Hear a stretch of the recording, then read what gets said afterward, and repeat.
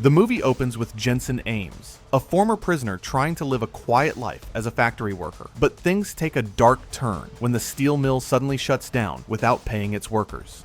Anger boils over, and the crowd of desperate men erupts into protest outside the factory gates. Soon, riot police arrive, and chaos breaks loose. When Jensen sees his co-workers being beaten, he jumps in to defend them, taking down several officers before fleeing the scene. By the time he makes it home, it's late at night. Jensen greets his wife and goes upstairs to check on their baby, completely unaware that danger is already inside the house. Moments later, the killer brutally murders Jensen's wife. As Jensen heads downstairs, he's attacked from behind, knocked unconscious, and framed. The killer plants the murder weapon in his hand before disappearing into the night. When Jensen wakes up, police have surrounded his home. They find him covered in blood and arrest him on the spot for a crime he didn't commit. 6 months later, Jensen is sent to the notorious Terminal Island prison, a place where cruelty is routine. Upon arrival, the guards humiliate and beat him before locking him in a cell with violent inmates. But Jensen quickly shows he's no ordinary prisoner. When the guards return, they find all 3 of his cellmates knocked out cold. The next day in the prison cafeteria, Jensen immediately draws attention. Among the prisoners watching him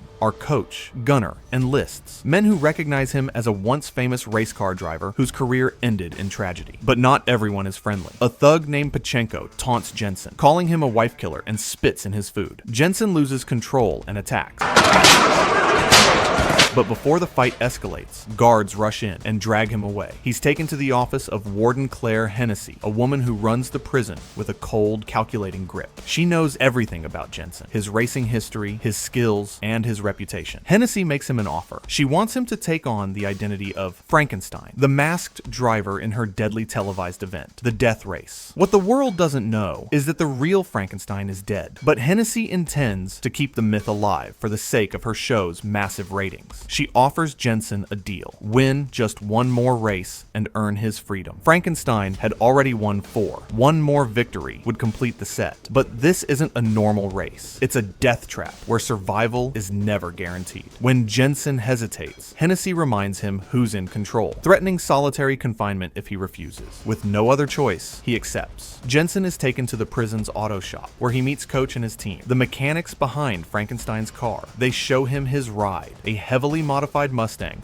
armed with machine guns, armor, and gadgets. But escape is impossible. Ammunition is only loaded on race day, and the island is surrounded by guards, helicopters, and patrols. Later, Coach explains how the death race works. It's divided into 3 brutal stages. In the first 2, drivers must eliminate their rivals to survive. In the final round, it's all about speed. The first across the finish line wins. Each driver is paired with a female navigator from the women's prison, except for one reckless racer who can't seem to keep a partner alive. As Jensen listens, he realizes what he's truly gotten himself into. The lineup for the deadly death race is introduced. 14K, a triad member with a surprising background. Before prison, he graduated from MIT Hector Grimm, a twisted psychopath who practically worships Warden Hennessy. Pachenko, the ruthless leader of the Aryan Brotherhood, feared for his brutality both on and off the track. And finally, Travis Colt, a disgraced NASCAR driver, desperate to win back his lost pride. While Jensen and his crew discuss the competitors, Machine Gun Joe and his gang confront him, mocking and threatening him. Joe makes it clear this race isn't about winning, it's about destroying Frankenstein. Just then, a prison van returns with inmates from a work site. Jensen notices something strange. They're all wearing GPS tracking bracelets. A disturbing realization hits him. The man who killed his wife was wearing the same bracelet. The killer must have come from Terminal Island. Before he can process it, race day begins. Jensen fully steps into the role of Frankenstein,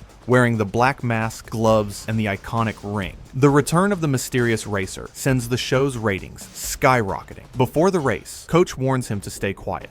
Frankenstein's silence is part of the legend inside the car. Jensen's navigator, Case, already knows his real identity. As they prepare, she reveals a dark truth. She once killed her abusive husband, who was also a cop. The race starts with brutal intensity. The first lap is mostly about positioning, as the weapons won't activate yet. Jensen follows Case's directions closely, keeping up with Joe at the front. When she spots a shortcut, she guides him through it, giving him the lead. But once the second lap begins, the real chaos starts. Hennessy activates the track's deadly traps and weapon system. The course erupts into total war. Grim kills another driver using one of the traps, then sprays oil onto Joe's car, sending him spinning. But his victory doesn't last. 14K fires a missile straight into Grim's car, and before Grim can crawl out, Joe finishes the job by running him over. Jensen finally activates his weapons, but the machine gun jams at the worst moment. Without hesitation, Case climbs out onto the hood mid-race to fix it as bullets fly all around Jensen's precise driving keeps her alive until she gets it working again, and they charge ahead. Thinking fast, Jensen comes up with a risky move. He tells Case to unhook a napalm canister, and with perfect timing, ejects her seat, launching the canister toward Colt's car. Case tosses a lighter after it, and the car explodes in flames, taking Colt out of the race completely. Now, only a few racers remain. Jensen is closing in when Pachenko, driving ahead, makes a familiar hand gesture, the same one Jensen saw the night his wife was murdered. Shocked, Jensen loses focus, and Joe takes advantage, ramming him off course. By the end of the stage, 3 racers are dead, and 6 remain. Back in the garage, Coach and his team inspect Jensen's car, but find nothing wrong, though Jensen now knows something far more dangerous is going on. After the first stage, Jensen's frustration grows. His car's systems should have worked, yet something feels off. He begins connecting the dots. His wife's murder, the malfunctioning car, and the manipulative warden. Finally, Jensen confronts Hennessy, accusing her of orchestrating everything. The killing, the frame-up. She shows him a photo of his daughter, now living in foster care.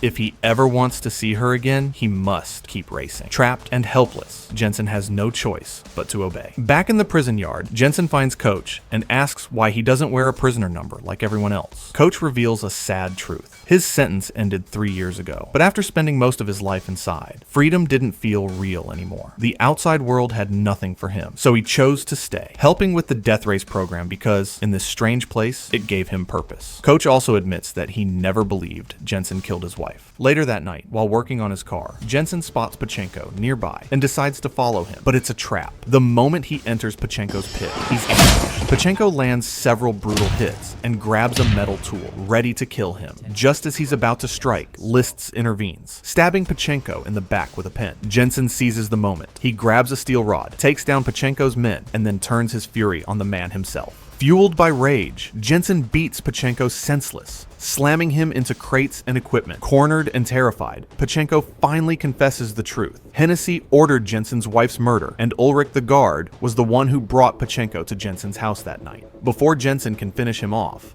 guards rush in and drag him away. The next morning, before the second stage of the death race, Pachenko taunts Jensen again, repeating the same mocking hand gesture from the night of the murder. But this time, Jensen stays calm. When the race starts, he deliberately slows down and steers into a tunnel, confronting his navigator. Case Jensen accuses her of killing the real Frankenstein. The car's repeated malfunctions can't be coincidence. Case hesitates, but Jensen's patience runs out. He warns her that if she doesn't tell the truth, he'll eject her seat right then. With no other choice, Case confesses. She admits that Hennessy ordered her to sabotage Frankenstein's car, promising her freedom in return. She wasn't supposed to kill him, just make sure he lost. But the failure of the weapons caused the fatal crash that killed the real Frankenstein. Now Jensen knows everything. Without saying another word, he speeds back onto the track, his mind set on revenge. He locks onto Pachenko's car, and the two clash violently, ramming and swerving at high speed. But Jensen has a plan. He activates a weapon plate, but instead of using the front guns, he suddenly spins the car around and drives backward, surprising everyone. With perfect aim, he opens fire, shredding Pachenko's vehicle. Then he drops a smoke screen, blinding him completely. Unable to see, Pachenko loses control and slams straight into a concrete wall, ending his reign of terror. Once and for all, Jensen slams his car to a stop, steps out, and walks straight toward Pachenko. Without hesitation, he grabs him and snaps his neck. Cold, clean, final. His wife's killer is gone. Meanwhile, Joe replaces his navigator, ready for the next stage. But before the race can settle, Hennessy reveals her secret weapon, a massive, armored truck called the Dreadnought. It roars onto the track like a beast, obliterating anything in its way. Cars explode, racers vanish, and chaos consumes the arena. The Dreadnought tears through the competition, trapping 14K's car in chains and blowing it to pieces. Only Jensen and Joe remain. Realizing they can't survive alone, they make a truce, teaming up to take the monster down. Together, they flank flank the truck, dodging bullets and missiles until they trigger a trap on the track. The ground erupts, flipping the dreadnought into the air before it crashes and explodes. The crowd goes wild. The second stage is over. Later that night, Joe visits Jensen. As they talk, Joe notices something strange. Jensen's voice sounds exactly like Frankenstein's. At the same time, Hennessy and Ulrich plot to ensure Jensen never finishes the race.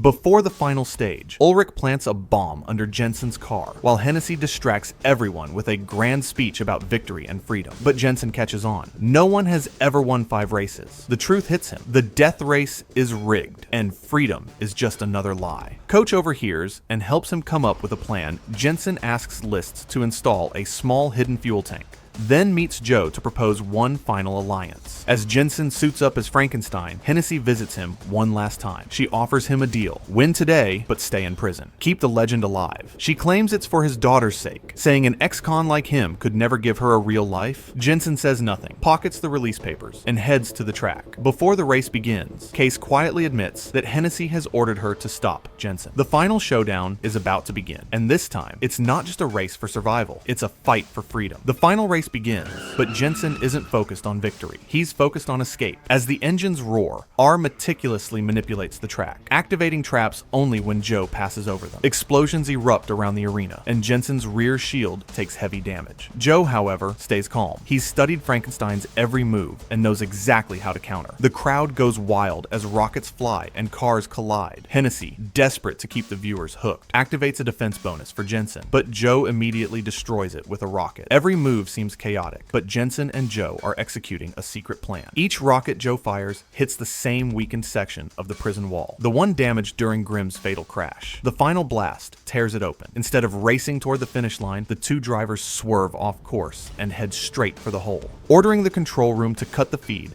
and sends guards after them. In fury, she hits the detonator meant to blow up Jensen's car, but nothing happens. Coach and his crew had already disarmed the bomb. Jensen and Joe blaze toward the bridge, police closing in fast. Then Jensen releases a hidden reserve fuel tank, letting it fall into the pursuing convoy. The explosion behind them lights up the night sky, blocking the path of every cop in sight. They smash through the bridge gates and split up, confusing the helicopters above. As the choppers chase Jensen, Case steps in to play her part. Knowing the plan, she switches places and drives Jensen's car, wearing Frankenstein's mask. When the authorities surround her, they believe they've caught the real Frankenstein. Jensen vanishes into the shadows, free at last. Back at the prison, Hennessy and Ulrich celebrate another successful show, until Ulrich opens a small package. Inside lies the very bomb he planted on Jensen's car. Before he can react, it detonates, consuming both him and Hennessy in a massive explosion. 6 months later, far away in Santa Rosalia, Mexico, Jensen and Joe live quietly, running a small auto shop. Jensen has his daughter back, free and safe at last. One day, Case arrives, officially released and smiling. She brings a new car, sleek, powerful, ready for the road. Together, they look at it, the engine gleaming under the sun. A new life, a new beginning, and this time, no more cages.